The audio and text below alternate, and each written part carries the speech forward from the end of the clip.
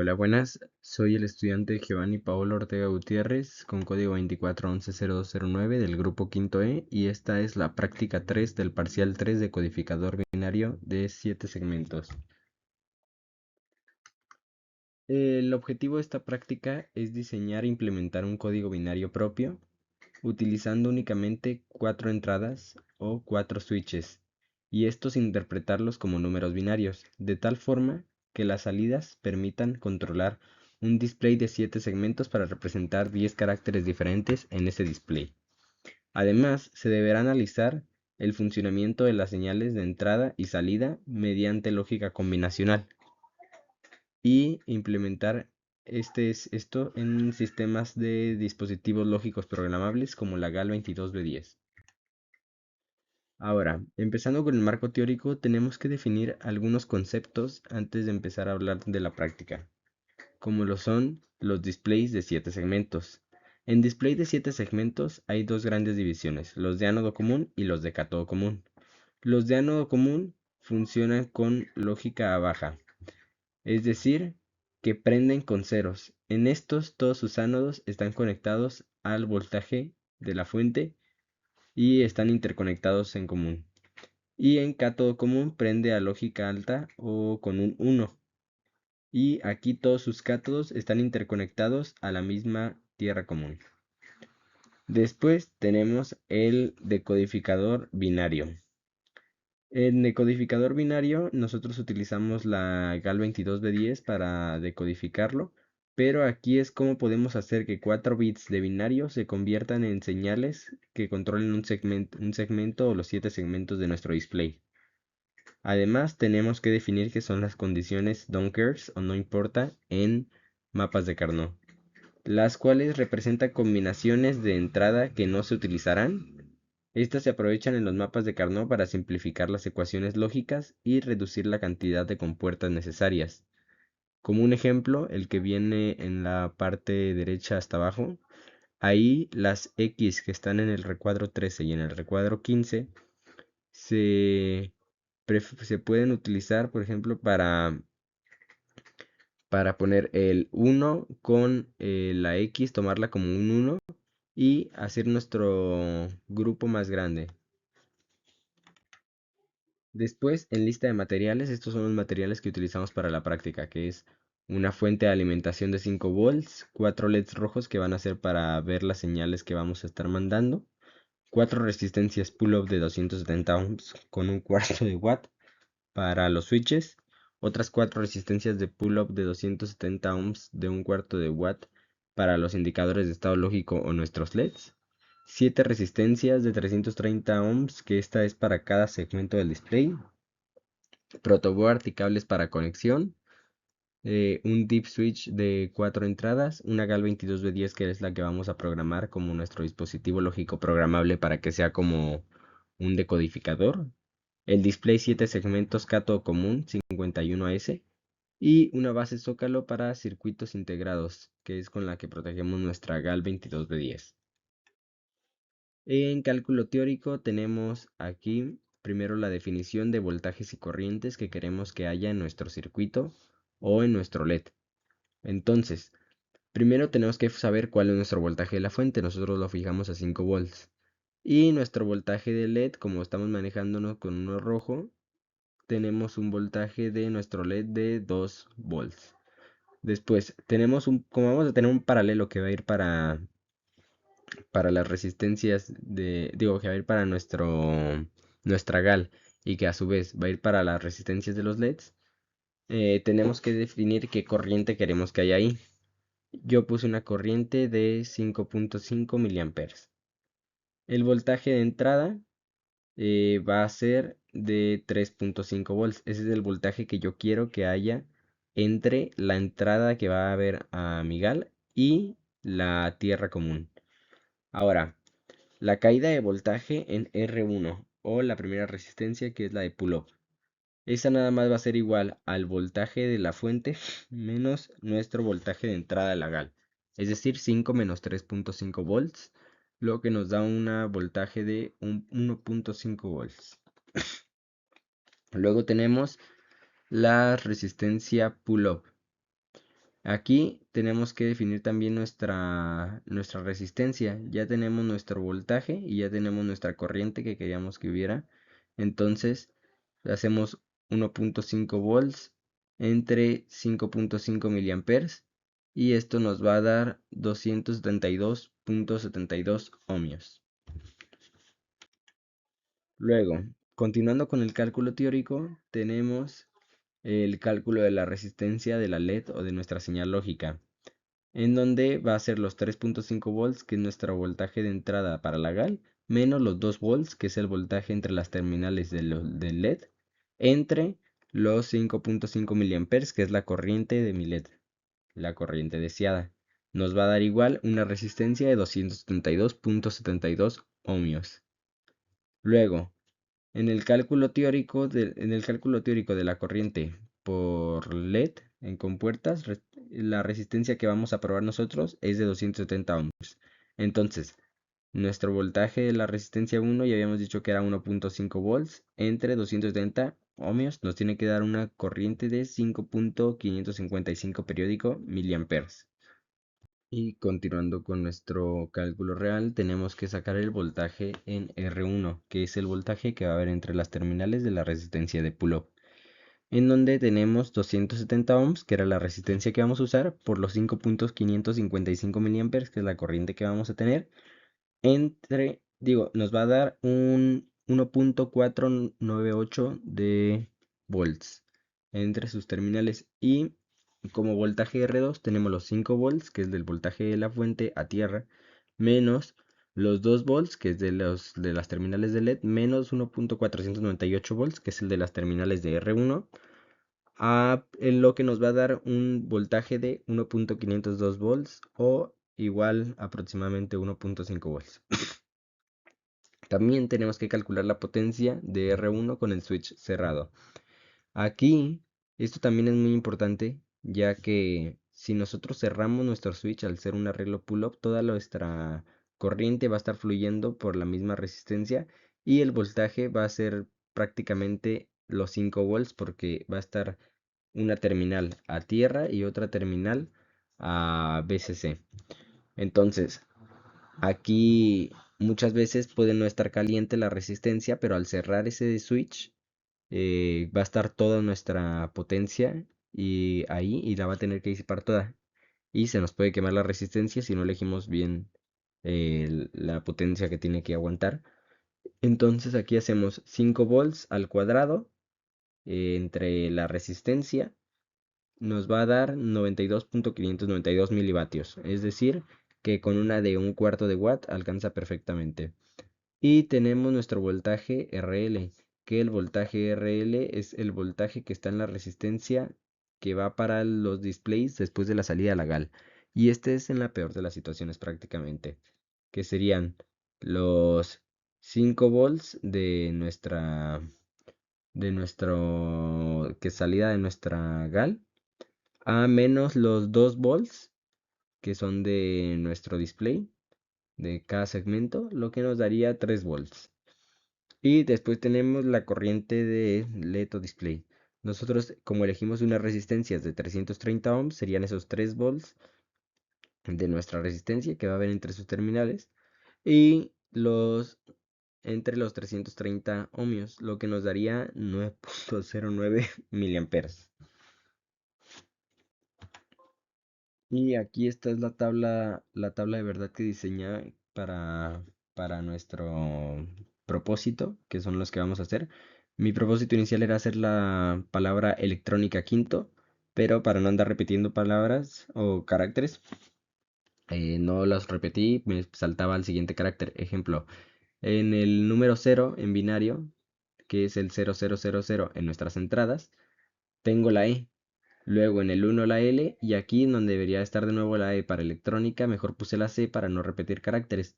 Entonces sería ELC y lo mismo va a pasar en un futuro con la E y con la C también antes de la I, entre la I y la A, que sería electrónica. Aquí sería electronía. Entonces, tenemos nuestro número, que sería nuestro número en decimal, nuestros caracteres que son los que queremos formar en nuestra pantalla o en nuestro display. Tenemos nuestras entradas o nuestras variables de entradas, que va a ser A, B, C y D mayúsculas. Y tenemos aquí su representación en binario de el número equivalente en decimal. Y aquí tenemos en el otro lado, en lo verde, las salidas.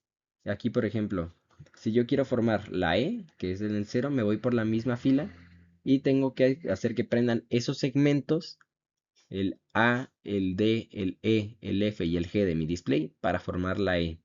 Para formar la L tengo que hacer que prendan el D, el E y el F.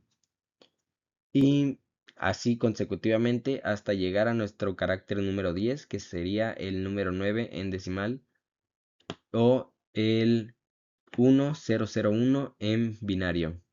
Después, como ya tenemos todas las filas armadas, tenemos que irnos columna por columna de nuestras salidas para ir viendo cuáles son nuestras ecuaciones que vamos a formar, o si vamos a trabajar con min términos o max términos.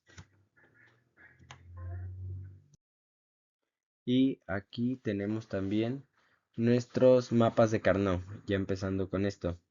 Aquí, por ejemplo, este es el mapa de Carnot equivalente a la columna de A, en donde acomodamos cada uno en sus respectivos lugares, cuáles son los unos, cuáles son los ceros, en cuál iban. Yo, por ejemplo, aquí lo puse ya con lo de caracteres normales para que sirviera más fácil para acomodarlos aquí. Y, por ejemplo, aquí vamos a agarrar, inflar nuestro globo de Carnot, nuestro grupo, lo más posible, lo más grande, mientras que sea en potencia de 2. Por ejemplo, aquí nosotros ya habíamos mencionado que los donkers los podemos utilizar a nuestra conveniencia para que sean unos o ceros dependiendo cómo queramos para simplificar nuestras ecuaciones.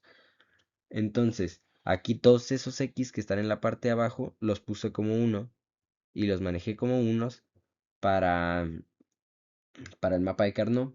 Entonces, pude inflar un globo de Carnot de 8 lugares. Y lo que tienen en común esos, por ejemplo, aquí pueden ver que la B cambia, porque la B, que es el segundo carácter de aquí, es en un 1 y abajo es un 0. La C va a cambiar también, porque en la columna 1 la C es un 0, pero en la columna 3 y 4 es un 1. Y la D va a cambiar también, porque por ejemplo, en la columna 2 es un 1 y en la columna 4 es un 0. Entonces, el carácter que tienen en común en todos esos lugares es la A. Hice el mismo procedimiento con los morados. Lo bueno de los mapas de Carnot es que puedes tomar de extremo a extremo si están interconectados, como si doblaras una hoja. Entonces, aquí en lo morado agarré las esquinas, tomándolas también como uno el donker de la esquina inferior derecha. Y lo que tienen en común esas es que la B es 0 en todos esos lugares y que la D es 0 también en todos esos lugares. Y en el verde es que la B es 1, la C es 0 y la D es 1. Después sumamos todas esas y nos va a dar la ecuación de la A, que sería A es igual a A de variable más B testada por D testada más B por C testada por D. Y aquí prácticamente hice el mismo procedimiento para todos los demás caracteres, que esto ya le podemos ir adelantando para que no sea tan tedioso. Este es el de la B. Aquí este es el mapa de Carnot de la C, que es el mismo procedimiento. También haces tú decides si tomarlas como unos o ceros, haces tus potencias de 2, tus mapas de Carnot, ves cuáles tienen en común. Este es el de la D, este es el de la E, este es el mapa de Carnot de la E. Este es el mapa de Carnot de la F y este es el mapa de Carnot de la G. Después, aquí tenemos los mapas de Carnot y ecuaciones lógicas que utilicé como borrador. Aquí estamos viendo también cómo los hacía en el cuaderno.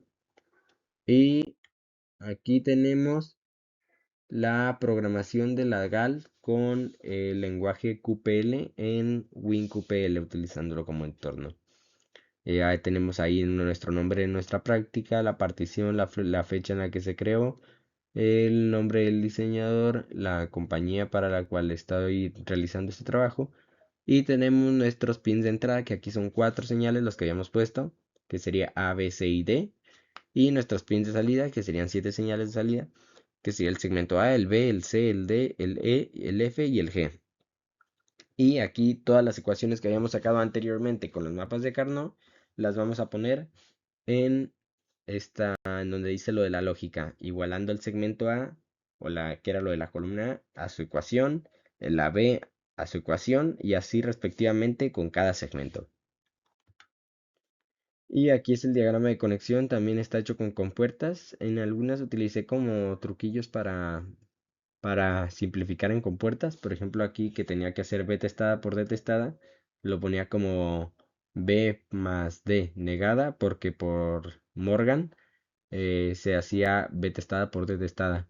O en unas, por ejemplo, que podía simplificarse aún más, los utilizaba y los ponía como ETS-OR, como puede ser acá. Y también para no andar comprando ETS-NOR en una que tenía que usar ETS-NOR, ponía ETS-OR con otra ETS-OR con un 1 constante para negarlo y que se convirtiera en una ETS-OR.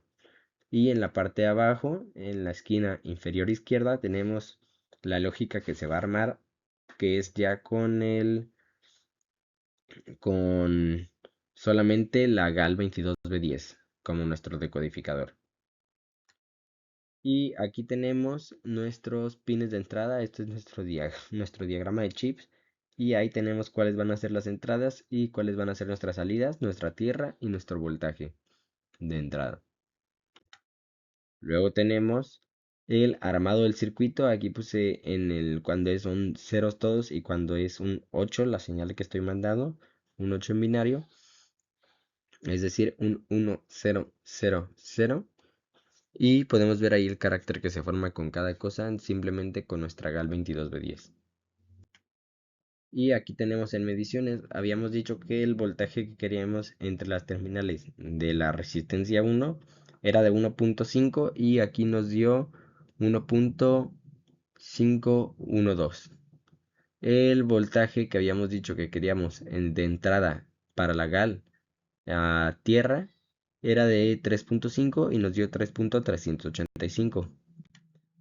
El voltaje que habíamos dicho para nuestra resistencia 2, que es la resistencia de nuestros LEDs, habíamos dicho que era como de 1.498, que también era 1.5 prácticamente. Lo dejamos de 1.5045. Y la corriente que hay de nuestra salida o de nuestro cátodo de nuestro LED, de la señal lógica que nos indican los indicadores lógicos, a nuestra Tierra es de 5.5 miliamperes y nosotros queríamos que fuera de 5.555 miliamperes. Y problemas derivados de estas prácticas fue lo mismo, lo de que si R1 fuera demasiado grande, por ejemplo una de 10K, no recibiría tanta corriente del pull-up y no se encenderían bien los LEDs o no se mandaría bien una señal lógica. Y si R1 fuera demasiado chica, tendríamos que ajustar bien nuestra potencia de nuestras resistencias que podrían aguantar porque al cerrar el switch se nos quemaría. Y también problemas derivados a diversos bugs de WinQPL. Y como conclusión de esta práctica, fue muy interesante ya que aprendí a diseñar e implementar un decodificador de 7 segmentos utilizando 4 entradas binarias para representar diferentes caracteres en el display. También comprendí cómo interpretar códigos binarios y relacionarlos con las salidas necesarias para activar cada segmento correctamente. Además, se reforzó el análisis de las tablas de verdad, de los mapas de Carnot, la lógica combinacional, así para ser capaz de desarrollar esta práctica y mostrar 10 caracteres distintos de manera eficiente. Muchas gracias.